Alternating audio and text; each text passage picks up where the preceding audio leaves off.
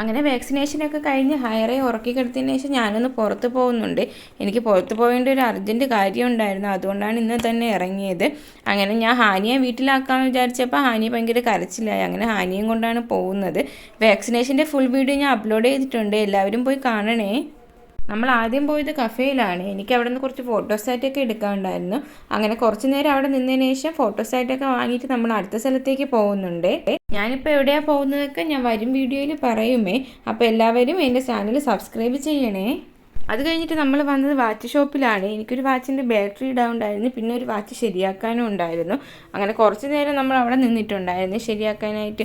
വലിയ തിരക്കില്ലാത്തത് കൊണ്ട് തന്നെ പെട്ടെന്ന് തന്നെ എനിക്ക് ശരിയാക്കി തന്നിട്ടുണ്ടായിരുന്നേ വാച്ച്. അത് കഴിഞ്ഞിട്ട് ഞാൻ വന്നത് മൊബൈൽ ഷോപ്പിലാണ്. എൻ്റെ വോളിയത്തിൻ്റെ ബട്ടൺ ഹാനി ഇളക്കിയിട്ടുണ്ടായിരുന്നു. അങ്ങനെ അത് ശരിയാക്കാനാണേ വന്നത്. എല്ലാം കഴിഞ്ഞ് വീട്ടിലെത്തിയപ്പോൾ എന്താ ഹെയറമോൾ ഉണർന്ന് കിടപ്പുണ്ട്. ഇപ്പോൾ അവൾക്ക് വലിയ വേദനയൊന്നുമില്ല. പിന്നീടേ അറിയാൻ പറ്റുള്ളൂ എന്താണ് അവസ്ഥയെന്ന്. അപ്പോൾ ഈ വീഡിയോ ഇഷ്ടമായെങ്കിൽ എല്ലാവരും സബ്സ്ക്രൈബ് ചെയ്ത് സപ്പോർട്ട് ചെയ്യണേ. കൂടുതൽ വീഡിയോസുമായി ഞാൻ വീണ്ടും വരുവേ.